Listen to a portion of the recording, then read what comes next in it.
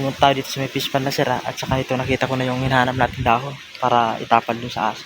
Ito kung papansin nyo, kailangan natin putulin yung dulo.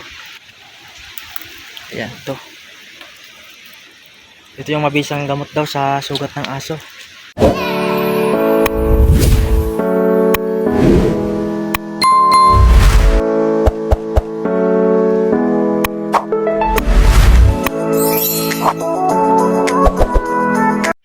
So ayan, magandang hapon mga busing Ayan, nandito ako ngayon sa asulong.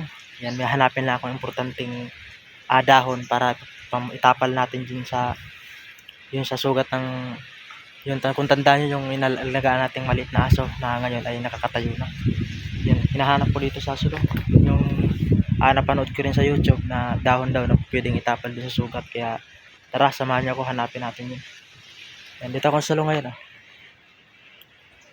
So ayan, gusto ko lang magpasalamat din sa mga solid natin dyan na viewers, subscribers. Ayan, maraming salamat po sa inyo. Malapit na, maabot na natin yung 100k, 1,000 subscribers. So ayan, maraming salamat. So ayan, samahan niyo ako, hanapin natin.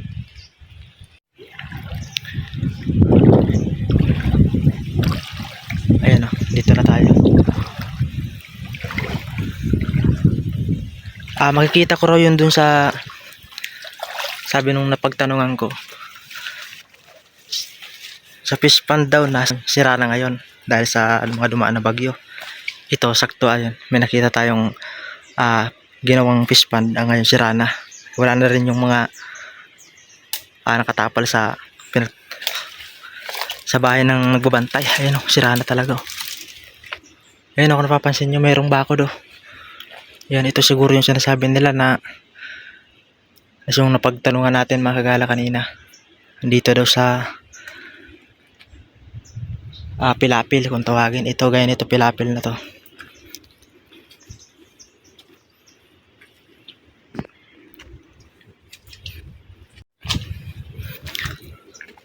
Ito may fish pond din. Hindi ko lang alam kung isa lang yung may-ari nito, pero ito andito sa kabila. Iba, ito rin sa kabila, malaking fish pond. Baka andito na yung hinahanap natin. Ayan, tingnan nyo naman yung padaanan ng tubig.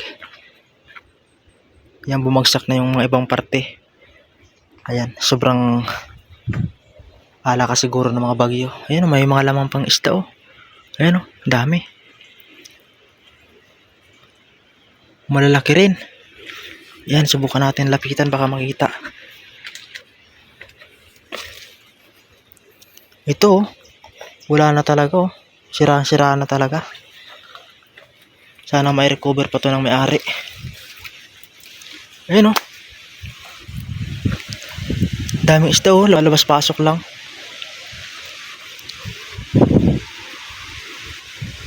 Ayun, nakita ko na yung dahon na kailangan natin mga kagala.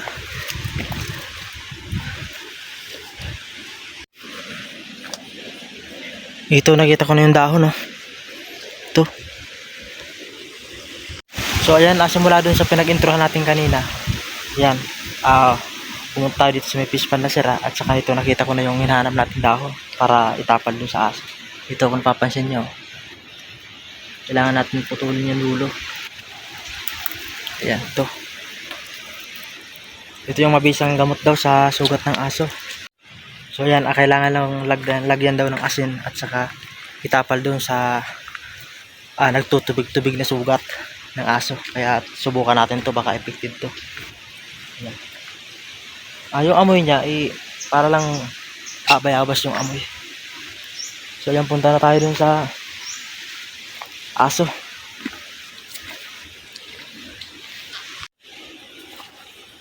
Ito, sirang-sira na talaga tong mga pilapil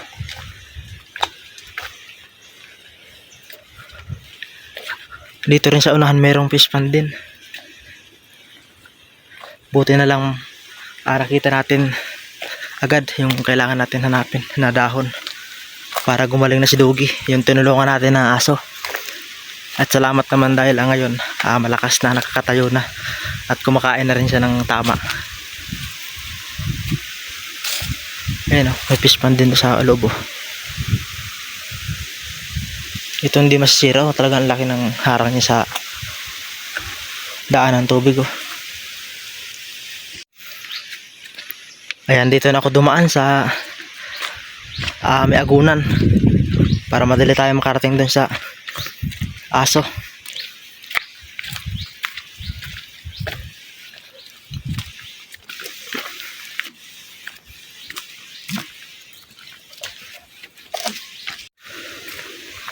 Yun, at saka mga kagala, yun, konting araw pa. Ayan, malapit nang magkaroon ulit dyan ng tulay sa may papuntang Caloocan Beach. Ayan, sa mga gustong pumunta, ayan, hindi na kayo mahirapan magbangka kasi meron ng tulay. Ginagawa na ngayon. Try nating silipin kasi dada naman tayo dyan ngayon. Kaya lang ngayon, ayan, makulimlim ang panahon. Malakas yung hangin, malakas yung dagat. Dahil po yan sa bantang ng bagyo ng Wilma. Ayan. Pero ayan, hindi naman umuulan ng malakas, pakunti-kunti lang. So ayan, lapitan natin yung tulay dyan. Pakita ko sa inyo saglit kung ano nang update sa ginagawang tulay. Ayan, dito na tayo sa may tulay. Ayan o.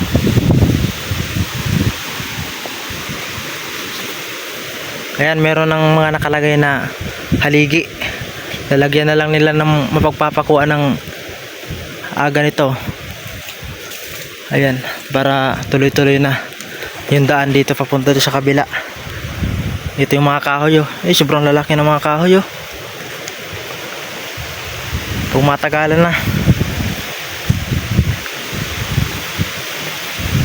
Ayan, ito yun. Kayong nahihirapan dyan na papuntang beach dahil di sa walang tulay. Ayan, malapit itong tapos. Ayan o, ayan nyo naman, malapit nang matapos yung tulay.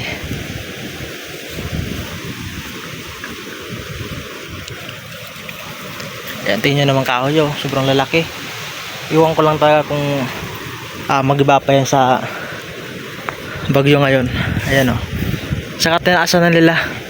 Hindi na kagaya nung mga nakaraang ginawa nilang tulay.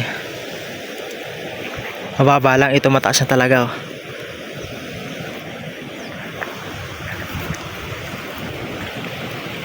So yan, hanggang dito na lang muna mga kagala. Update ko kayo paggamot natin ng alaga nating aso.